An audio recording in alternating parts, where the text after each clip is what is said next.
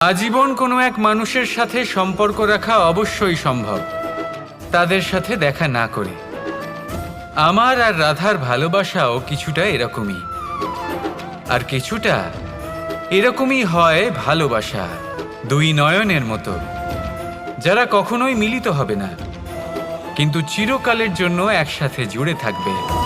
এই অনুভূতি নিঃস্বার্থ হয়, আর এই নিঃস্বার্থ ভালোবাসা আপনাকে আনন্দের পথে অগ্রসর করে। জীবনে সবসময় নিঃস্বার্থভাবে ভালোবাসুন,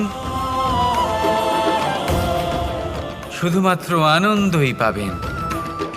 তাহলে আসুন আমার সাথে নিঃস্বার্থভাবে ভালোবেসে বলুন, রাধা রাধা। প্রেম সংসারের সব থেকে পবিত্র বন্ধন, কিন্তু সত্যি বলতে কি, এটা বন্ধনের থেকে মুক্তি, স্বতন্ত্রতা।